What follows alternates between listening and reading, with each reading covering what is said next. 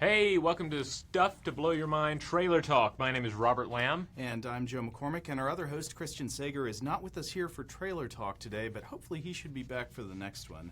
So we are the hosts of the Stuff to Blow Your Mind podcast, a science podcast in the How Stuff Works family.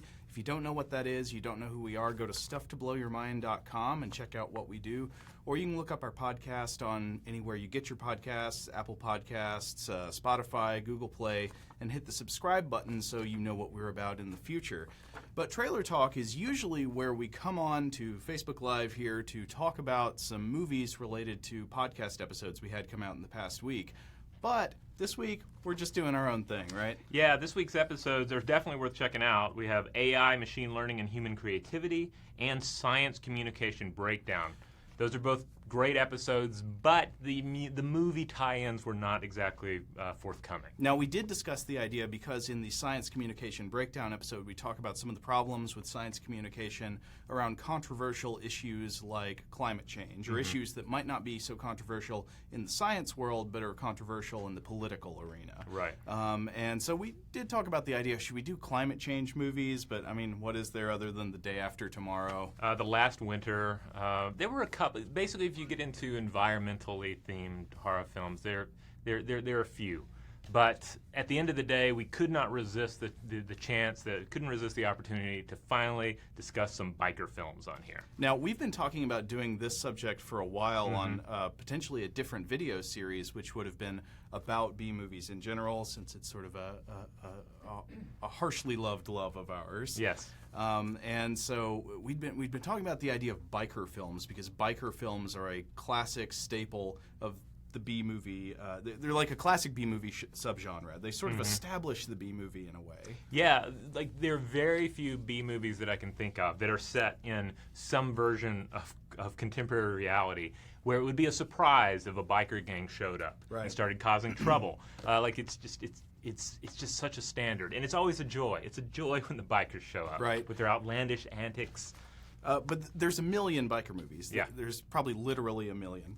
Literally 10 billion biker movies. And they all have the word hell in the title, or maybe devils, or maybe angels in some ironic way. Yeah, because each outlaw motorcycle club has its own title, its own iconography, and its own character to a certain extent. Right, and since they're so often invoking the demonic in, Hell's, Satan's, or whatever it's called, it's just a natural fit to bring in some literally demonic elements into your biker movies. So today we wanted to talk about some supernatural biker gangs that you should join if you get a chance. All right, now before we get into it too deep, though, I just want to talk a little bit about motorcycle clubs in general, where they came from. These sprang up in the U.S. basically after World War II, and as a subculture, they've spread around the world since then, and they're still going strong today. So you can find motorcycle clubs in Europe and Japan, etc. And they all kind of have basically the same, I don't want to say the same values, but at least the same,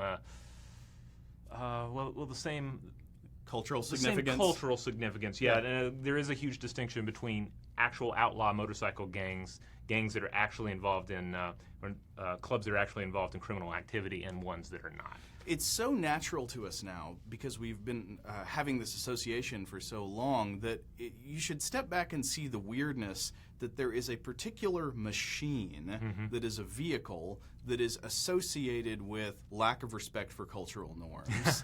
Isn't that kind of odd? Like, what if your tablet were associated with lack of respect for the law? Well, this is something, and when I was thinking about it, it really reminded me of the writings of Robert M. Pirsig, who of course wrote Zen and the Art of Motorcycle Maintenance. Yeah. Of course, there's a lot of ground covered in that book, but one of the things that he touches on is that this is a machine that an individual can maintain, can fix. There's an independence in the motorcycle, just as there's this basic aspect of the American dream baked into the open road. So I think that's one of the reasons that we so easily romanticize the biker, even as we're establishing them as an outsider and an object of fear. Yeah, and it's funny how that association becomes so strong with the independence associated with how you would use a motorcycle, and that becoming linked to counterculture and lack of respect for cultural norms. And this creates this biker ethos that can appear even when no motorcycles are present. So as we'll get to later in this trailer talk, there are definitely biker movies that don't really deal with motorcycles. Yeah. Yeah, but when they do deal with motorcycles, that's obviously the best because you're not even you don't have to stay on the road with a motorcycle. You can drive into stores, right, into homes. The terror cannot be contained. Every biker movie, I submit, has the same scene where a biker rides their motorcycle into a store and kicks over piles of cans, and the shop owners there shrieking in panic, "Oh, my cans!" All right, well.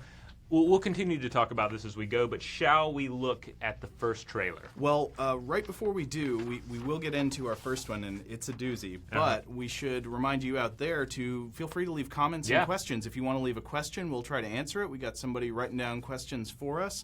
Or if you want to leave a comment, maybe let us know what is your favorite biker movie, or especially what's your favorite supernatural biker movie. Yeah, because we're going to touch on some of the key ones, but there are others that we're not going to have time to include here. All right, should we get into the first trailer? Yeah, we're going to go back to 1971. Now, just to be clear, the biker film genre really gets going in the 60s. You can trace it all the way back to the early 50s with the Wild Ones, but by 71, they're definitely exploring some supernatural elements. So by the 60s, we've got stuff like, is it the Wild Angels? And I believe so, yeah. There's also, of course, 66. Easy Rider in the late 60s.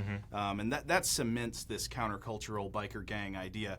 But this movie in the early 70s, it adds its own kind of 70s grime. So it is a really grimy, gross, sweaty movie where everybody looks like they would just smell like a dumpster. And they're running around. They're doing the normal biker stuff, right? Oh, yeah. Causing havoc out on the road in the sun. They're sunburned and nasty, and they arrive at a gas station and terrorize the locals. Yeah, this one is great because it's basically a biker film meets a Satanism film. With all of the expected moments and cliches. The plot here is you have the Devil's Advocates, right, a motorcycle club, and they essentially crash I guess you could kind of call it a satanic monastic retreat. Yeah, they arrive at this big house somewhere out on, it appears to be California, and they arrive out of this house in the hills, and satanic rituals are going on, and they just hang out outside, and the Satanists who are in these big robes bring them wine and bread to consume. And I don't remember exactly. Do the bikers? I haven't watched this movie in over a year now. Do the bikers attack the Satanists? I think they just get a little rowdy at first, and then, as is always the case with cinematic bikers, things escalate from there. Right. And eventually the bikers themselves are cursed with lycanthropy, and you have these wonderful scenes of fire and werewolves actively riding their hogs through the desert. It's wonderful. And I'd like to point out the werewolves in this movie are straight up Universal Pictures Wolfman werewolves. They're not the longer snout American Werewolf in London type. They're what's his name? Lon Chaney Jr. Lon Chaney Jr., that type. Yeah, I think you can see him there. Yeah. Sometimes they just look like they're wearing bear suits, I guess. Yeah, this is a fun flick. The soundtrack by Don Gear is actually pretty solid, psychedelic rock, and it was released on vinyl in 2011 by the always excellent Finders Keepers Records. So you can also find it. I think it's on Spotify. It's out there in the internet if you want to listen to it. But the opening track has a wonderful driving feel to it. Dude, you could just put that on and go for hours. Like, it made me see the color without color. Yeah. Now, one interesting aspect of the biker really is that, especially by this time, the roving bands of motorcycle maniacs are kind of the dark anti-hippies. Yeah. And in some of these films, you do see interactions and clashes between the bikers and the hippies.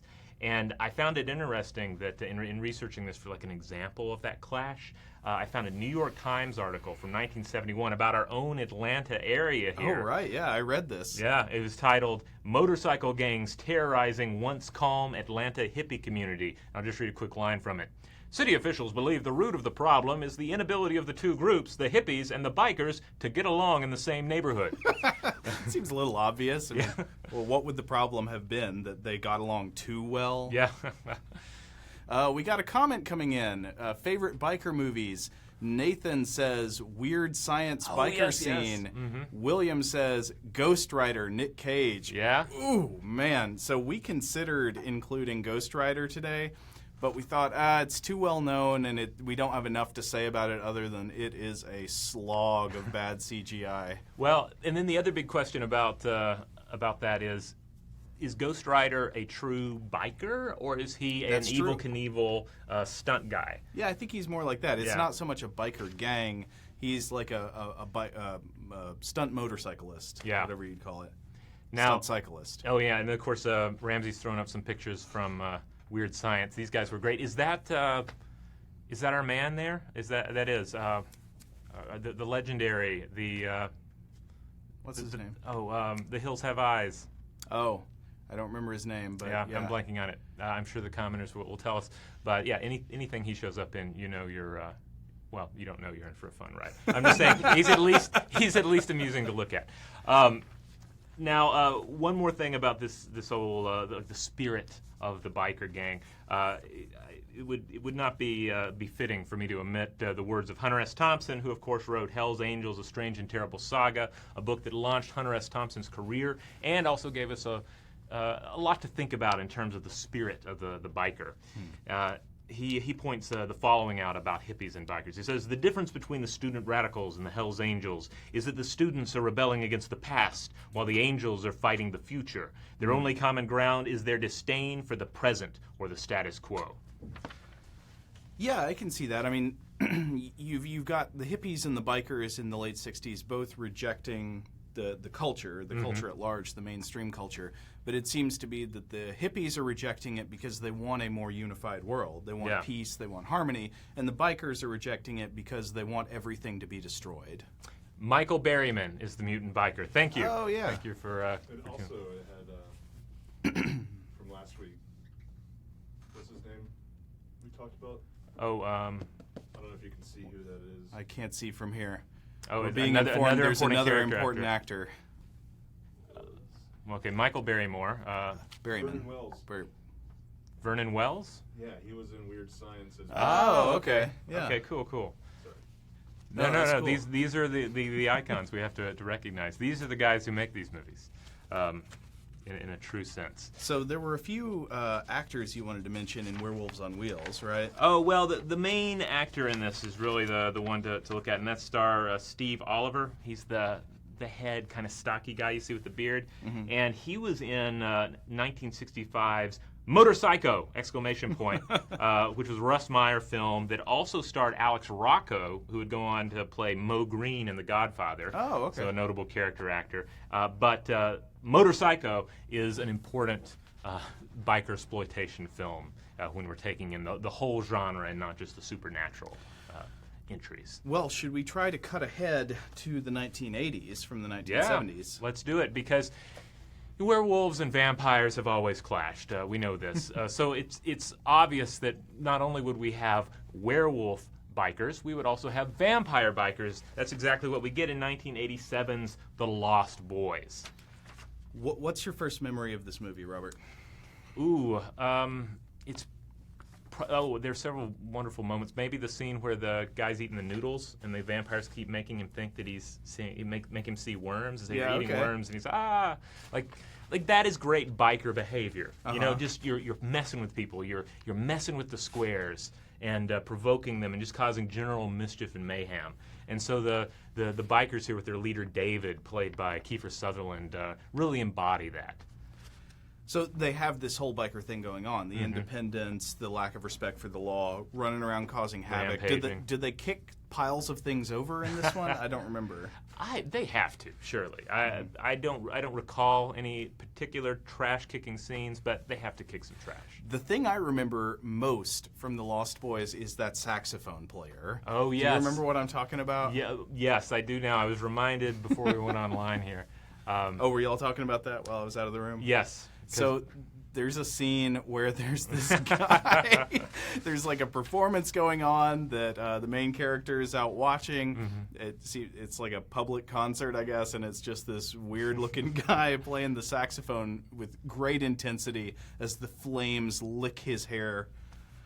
Yeah. Anytime I see footage like this of someone playing the saxophone badly without sound, I'm imagining in my head that it's going Yeah. like that is the Is universal that Baker saxophone. Street? Yeah, I think so. That's the universal generic saxophone solo in my mind. So this movie has the main characters move to this town that's got a vampire biker problem. Yeah. I guess because I think their grandfather lives there or something. And yeah, so they get embroiled with the biker gang, and they end up having to fight them. But there is a couple of characters. One of them is played by Corey Feldman. Yeah. Who, like, what do they work at a comic book shop or something like that? I believe so. Yeah, also Corey Haim's in this too. So yeah, and you get them both. They're like vampire hunters, but I remember thinking, how old is Corey Feldman supposed to be in this movie? Because he's young Corey Feldman, but it's like the character is written as an adult. Yeah. I mean, this was pretty far from a B movie. It was directed by of course, Joel Schumacher. Joel Schumacher, yeah. Who made the really bad Batman movies from the 90s. Yeah, he would go on to do that. But with B movies, there is that lovable quirk of the obvious non-teenagers playing the teenager, and other age confusions. But usually it's the other way. Usually it's like 30-year-olds playing teenagers. Yeah. Oh, there they are. Yeah. What a lovable crew. It also had Alex Winter. Oh, yeah? And was he... Edward Herrmann. Who's Alex Winter? Alex Winter, Bill and Ted. No, I know Alex Winter. Who did he play in the movie? He's one of the biker dudes. I think he gets melted in a bathtub. Nice. Spoilers. But another great twist in this film is that, and I'm not going to get specific, but you have the outlaw bikers, the anti-establishment element that is further embellished with vampirism. But then they also end up turning it on its head. And you see the ultimate idea that the evil is not restricted to the outsiders, but is also present in the establishment itself. Oh, okay. But again, hopefully that doesn't spoil anything for you. But if you've seen it, you know what I'm talking about. So, Robert, did you observe that this movie violates one of my favorite screenwriting pet peeves, which is Robert, when characters in movies can't stop saying each other's names, Robert? Yes, because the character Michael in this, played by Jason Patric, the characters in the movie say the name Michael approximately 118 times. So that's like once a minute. Yeah. Now, granted, there are a lot of vampires talking, so maybe it's more like vampires don't really know how to communicate with mortals anymore. Right. So they just have strange communication skills. I don't know. Well, should we move on to the next movie on our list of supernatural biker films? Yes. Maybe right before we do, we should just remind you that we are the hosts of the Stuff to Blow Your Mind podcast, a science podcast in the How Stuff Works family. Our other host, Christian Sager, is not with us today, but hopefully he should be back for the next one of these. He's out on a ride, I believe. Oh, yeah? On his hog? On his hog, yeah. So this is Trailer Talk, where we talk about some movies, a lot of focus on B movies, but we also hit the mainstream fairly often. Usually it has to do with podcast episodes. This week we just wanted to talk about supernatural biker movies. So that's what we're doing. But if you're interested in our podcast, you should check out StuffToBlowYourMind.com or go to wherever you get your podcast, Apple Podcasts, Google Play, Spotify. Hit the subscribe button so you always get our future episodes. All right. So without further ado, let's move on to the next film. This is 1973. And this is one that I know you're super psyched to talk about. This is called Psychomania, a.k.a. The Death Wheelers. So, 73, and it is a British... If you try to imagine blending together psychedelic biker movies and Hammer horror movies, that's awesome. what you get here. So, it is about... so, it's directed by a guy named Don Sharp, who, no surprise, did a bunch of Hammer horror movies. He did some Fu Manchu movies. Okay. He did some vampire movies. As far as I can tell, this is his only undead biker movie. But it follows a gang of bikers in England in the 1970s called The Living Dead. Oh. Not a bad name for a biker gang. And they do standard biker stuff, right? There's Havoc. We grabbed a scene from later in the movie where they ride around and kick over piles of cans. So it has that. You might I love get to their see it in a helmets. minute. Oh, yeah, they have great skull helmets. Like, they have goggles that fold down like visors, but they're like a skull. Huh. And that's rare for a biker film, because generally there's not going to be any helmets in play unless they're like German infantry helmets or something like that. Right, yeah, with the spike on top. Mm-hmm. Yeah, I mean, they've got disdain for helmets. No, these these are bikers who practice safety, which is ironic because their goal in the movie is to die. So the main character, the main character of the movie and the villain is this kid named Tom Latham, who, if you want to understand what he's like in the movie, picture Nigel Tufnell from Spinal Tap and make him the leader of a biker gang. Except he's not supposed to be funny, but he is. He's got this British sneer and this shaggy hair. It's great. So they go around terrorizing posh British people on the country roads and kicking over cans and all that normal stuff. But Tom Latham is the son of this rich old woman who is an occultist, and she holds seances and has all these occult items in her house. And he eventually comes to his mom and says, "Hey, Mom, I want to learn how to survive death." Now, before this, you meet his mom's butler and assistant named Shadwell, who is played by George Sanders. You know George Sanders? Oh, remind me. The name's ringing a bell. So he is this mid-century actor. He was in All About Eve. Respected mid-century actor, very stately. He's that British type. But he also was one of the actors who played Mr. Freeze on the 1960s Batman I think I got TV a flash show. of him there. Yes. And I've got a link to an image of him as Mr. Freeze in here. So maybe in a minute we can pull up George Sanders as Mr. Freeze. But Tom Latham in this movie is obsessed with death. So there's this early scene where him and his girlfriend are kissing at midnight in a cemetery, and he breaks off their engagement to say, "Abby, let's do it. Let's kill ourselves." And she's like, "Oh, not that again. Let's have fun." This is the kind of thing I can imagine like showing up on an evening news. The teenagers are this is what the teenagers are doing. They're making out in cemeteries. Right. They're committing suicide as part of some sort of an occult bargain. Be on the lookout. So eventually in this movie, Tom's mother does give him the secret of how to survive death. And do you want to know what the secret is, Robert? It's really cool. Those helmets? You've got to believe that you will come back. Oh, okay. That's it? Yeah. Oh, wow. Huh. So if you just believe you will come back, you can come back after you kill yourself. So Tom kills himself, then he comes back, and that's the power of positive thinking, basically. Right? I'm trying to figure out. By the way, in a minute, maybe we can play his funeral scene, which has this amazing. Oh yeah, we getting it going now. So there should be some sound with this. At Tom's funeral scene, one of the members of their outlaw biker gang is this sensitive singer-songwriter who sings this song about Tom. It goes like, "How the world never knew his name." Oh yeah. So maybe y'all can hear that right now. But anyway, I want to debate what kind of creature Tom is in this movie. So you've got Nigel Tufnell, kills himself on a motorcycle, comes back from the dead. So he's back from the dead. He's invincible. You can shoot him, you can stab him, whatever, and it doesn't hurt him. But he's not a zombie because he's not rotting. He's looks like he's in perfect, normal living condition. He's not a vampire. He doesn't drink blood. He's not a lich because he's not desiccated and all, right? Oh, would a lich be like that? Yeah. What would you call, maybe you're the monster expert, what would you call an undead creature who is indistinguishable from a normal living one, except he's invincible?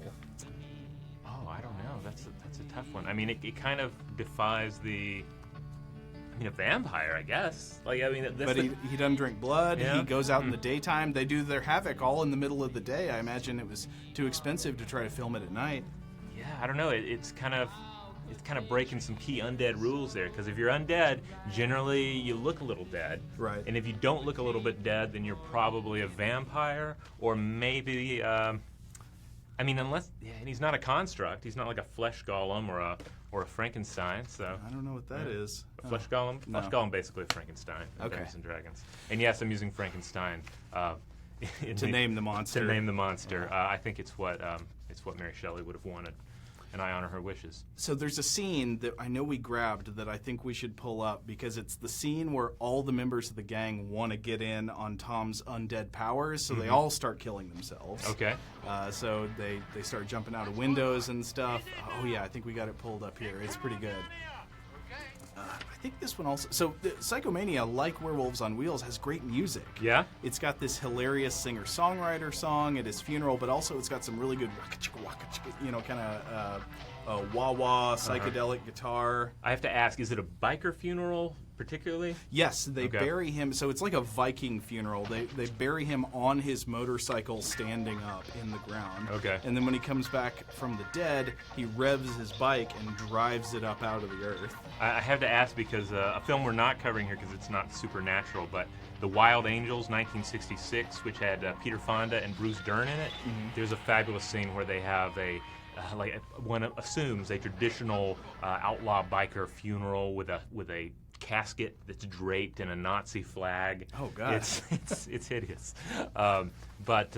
But one of the reasons to check out that film if you just want an old school pure biker movie. Now, I should remind you all out there watching that if you want to leave a comment to let us know what your favorite biker movies are or your favorite supernatural biker movies, or if you want to ask us a question, please hit that in the comments. And we've got somebody taking notes out there. They'll let us know what you say. But getting back to Psychomania, one of the things that I found funny about this movie is that, okay, so it's about an outlaw biker gang. And they run around causing havoc, running people off the road, killing people. But some of the people in this gang are so nice.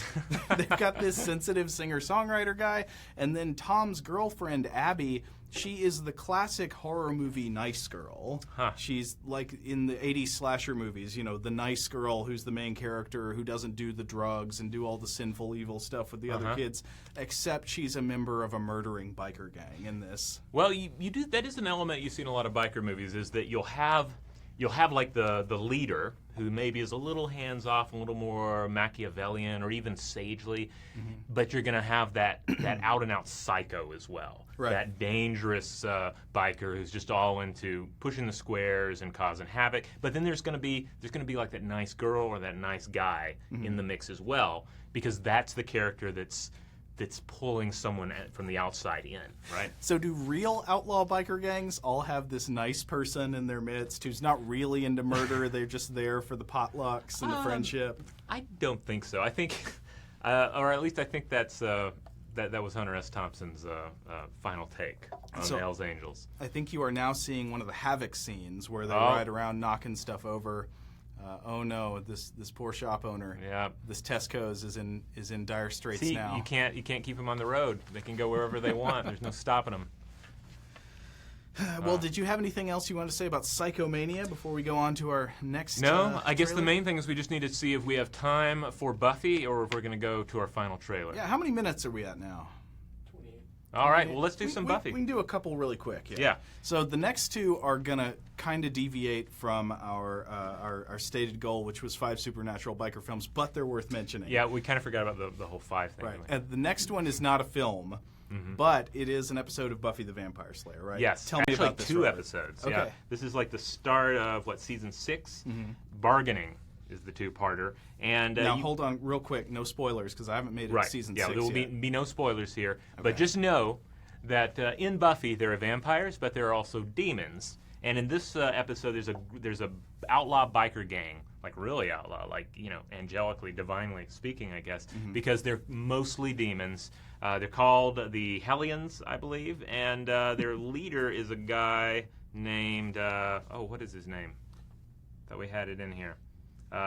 Anyway, there's a particular demon. I think his name is Slash or something because he has metal claws on his fingers. Razor is his name. Yes. Oh, okay. Yeah, so Razor's the leader. He rolls in. There's some humans in the gang as well, but there are no vampires because the important thing is that these guys need to ride during the day, and vamps can't ride. They can't really own the open road like everybody else. Nice.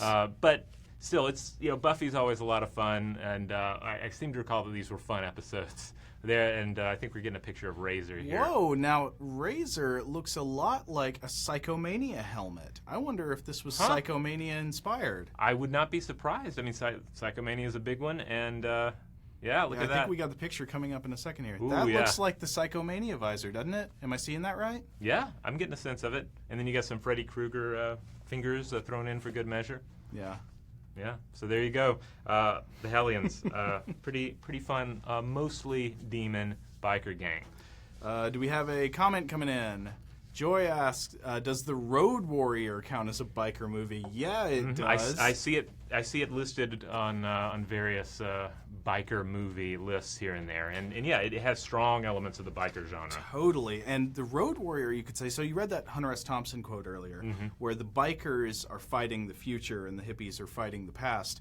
I see The Road Warrior as the future the bikers want. Yeah. Like if the bikers get their way, if the world became their world, that's The Road Warrior. Yeah, I would agree with that very much. Yeah, because all these characters, I can't remember, what was his name, the Mohawk guy, or certainly Lord Humongous. Lord Humongous. Is that Lord Humongous? Is he the one with the He's hockey the one mask? with the hockey Okay. mask, yeah. Yeah, like he's like a patron saint, I would imagine. I don't remember the Mohawk guy's name. Yeah, But yeah, the Mohawk guy. Lord Humongous is so great. Yeah. The Lord Humongous, I remember being strangely articulate. Yeah. It's the Lord Humongous thing's also kind of fun for pro wrestling fans, because after this movie came out, there were apparently 1 million Lord Humongouses out there in the wrestling world, because all it meant was you just got some guy that was beefy, you put a hockey mask on him, and bam, the audience is instantly invested. Easy to do. Well, do we want to look at our last movie trailer? Let's. Also Vernon Wells. Oh, Vernon Wells is well. Oh. Okay. Mohawk guy. Oh, nice. Wow. All right. Vernon Wells shows up yet again. That was his whole thing. Like, you need a psychotic biker, I'm your man. Just sign me up. Give me particulars on the hairstyle, and I'll write in. Wouldn't it be great to be known as that dependable? You're just the person they call. Yeah. Man. That's what I think a lot of people want from their professional career. So this last movie trailer we're going to look at is for a movie that I think is a fantastic supernatural horror movie that I think easily could be called a biker movie, despite the fact that it's not really centered around motorcycles. Yeah, and I couldn't find any details on this, but you can't avoid the fact that this came out the same year as Lost Boys. And like Lost Boys, it involves a family of vampires functioning more or less as a biker gang. Though in Lost Boys, they actually had motorcycles and dressed like motorcycle gang members. In this movie, everything about them screams motorcycle gang, except they don't have motorcycles. They ride around in like a blacked out RV. So this is 1987's Near Dark, directed by Kathryn Bigelow, and this is a great vampire movie in my opinion. It's got that classic scene where Bill Pullman and Lance Henriksen and Jeanette Goldstein and who are the other? I don't remember the other actors. Those are the big three, because they were all in Aliens together. Right. And Kathryn Bigelow was married to James Cameron at the time, and James Cameron was apparently like, hey, why don't you just cast these three? They just finished working together. They're good to go, pre-packaged, shrink-wrapped and everything. You got your movie. I mean, it's a great cast, but it's a great movie overall. It's Yeah. got a great eye for this kind of moody horror. It's got the morally conflicted vampires in it. But yeah, they totally embody this biker ethos of anarchy, of running into town, terrorizing the locals. You basically get the kicking stuff over havoc scene in a bar with this movie, except they arrive in an RV. Yeah, and Bill Paxton is just amazing in this. Like, Bill Paxton was always fun in his various roles, but here he just plays a psychotic, just sadistic, troublemaking biker named Severin, I believe. Yeah, his name is Severin, and also I can't ignore the fact that one of the other lead actors in Werewolves on Wheels is named Severn. Ah, interesting. I don't know if there's any connection there. It's not a common name. Is it just an obvious name for a sadistic biker, or is there something deeper at work don't here? know. Huh. Is that the poster for Near Dark? Oh we're seeing yeah, there? that's one of the I think the international posters, but it's pretty awesome because a lot of the posters just have the the three figures and then that horizon shot in the background. But anytime you can have like a sort of bad Bill Paxton artistic render on top of that, then that's awesome as well. But yeah, this is a fun flick. I do want to make clear that Near Dark, I think, is actually a really good movie, whereas Werewolves on Wheels, Psychomania, those are both cheesy, sleazy B-movies worth watching. Lost Boys is kind of a cheesy mainstream movie worth watching. Near Dark is just a straight-up awesome movie. I would say if Near Dark has any faults, it's that you grow to love the vampires too much. You know? Yeah. Like, I remember it was one of those movies where I watched it, and like a lot of movies, the first half or maybe at least a third, is about just learning who these characters are, learning their culture and their sort of weird family. Yeah. And I remember Which you get in a lot of biker movies. Yeah. But like in this one in particular, I kind of fell in love with them. I wanted their story. I didn't want to see the inevitable conflict that was going to occur. It's like watching Jurassic Park as a kid and hoping that you just get to tour the park. Right. But, Yeah. Yeah. But c'est la vie. Yeah, that's how it goes. Well, do we have any other comments coming in? Any questions or anything to hit before we wrap it up here today? No, I mean, I guess unless we hear something, I would just say stufftoblowyourmind.com. That's the name of the podcast. We do not have episodes about bikers and biker gangs this week. We have episodes on AI creativity and problems in science communication. Those are great episodes, but we couldn't decide on a definite movie tie-in, so we decided to cover this as well. Hey, if you'd like us to just talk about random B-movie subgenres and supernatural biker movies, if you want us to do cybernetic space mummy movies in the future or something like that, unrelated to whatever it is we've talked about on the podcast, let us know. I mean, I enjoyed doing this. Yeah. As long as there are two strong, it's kind of like say an episode of This American Life. You need like 4 sections, and only the first 2 need to directly tie into the theme, and you can just sort of shoehorn in the last 1 or 2, and you're good to go. So, Okay. Yeah. Well, do we have anything? All right. right. Well, then I guess just one last reminder. We're the hosts of Stuff to Blow Your Mind, a podcast in the How Stuff Works family. You can find us at stufftoblowyourmind.com, or you can look us up wherever you get your podcasts, on Apple Podcasts, Spotify, Google Play, whatever it is. Stuff to Blow Your Mind, and hit the subscribe button and bring us into your ears. All right. Well, let's close out with just one last bit of werewolf fun here.